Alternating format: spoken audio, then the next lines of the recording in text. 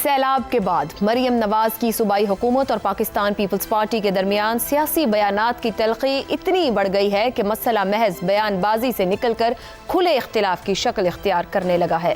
Benazir income support programme से शुरू होने वाला तनाज़ा जब मरियम नवाज के पंजाब कार्ड के ऐलान से शिद्दत इख्तियार करता दिखा तो पीपल्स पार्टी के मरकजी रहनुमाओं और सिंध हुकूमत की तरफ से तनकीद का सिलसिला शुरू हो गया और मामलात इस नहज तक पहुँच गए कि सदर आसिफ अली जरदारी ने आज वज़ीर दाखिला मोहसिन नकवी को कराची तलब कर लिया, तो दूसरी तरफ आज पीपल्स पार्टी ने अपनी लीडरशिप से मुतालिक मुखालिफाना बयानात पर माफ़ी का मुतालबा किया है। साथ ही सेनेट के बाद कौमी असम्बली का भी बॉयकॉट कर दिया।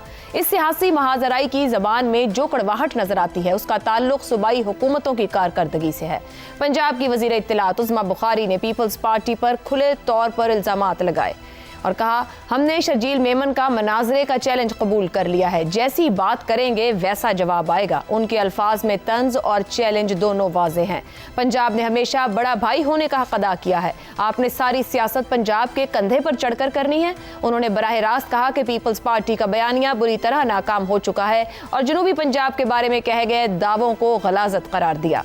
दूसरी जानिब शर्जील इनाम मेमन ने भी लहजा सख्त रखा और कहा कि पंजाब हुकूमत हमारी आड़ में वज़ीर आज़म को निशाना बना रही है। उनकी जबान में दिफा, इल्जाम तराशी और तकरार है।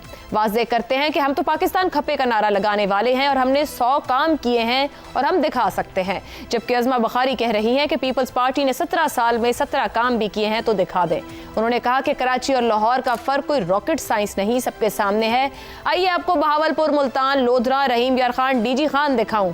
आप मुझे कश्मोर ले चलिए, नवाब शाह, गड़ी खुदा बख्श ले जाइए कि आपने क्या किया है। उनका कहना था कि मैंने शर्जील मेमन का मनाजरे का चैलेंज कबूल कर लिया। उज़्मा बुखारी ने कहा कि बिलावल भुट्टो वज़ीर खारजा होते हुए भी अपनी जमात, वफाकी हुकूमत और वज़ीर आज़म की जड़ें खोखली कर रहे थे। ये तमाम बयानात जो ख़ास सियासी बयानबाजी से आगे निकल कर एक दूसरे पर इल्ज़ामात हैं, दिखाते हैं कि इख्तिलाफ़ात सतही नहीं रह गए, कम अज़ कम बयानिए की हद तक ये बड़ा सियासी इख्तिलाफ बन चुके हैं।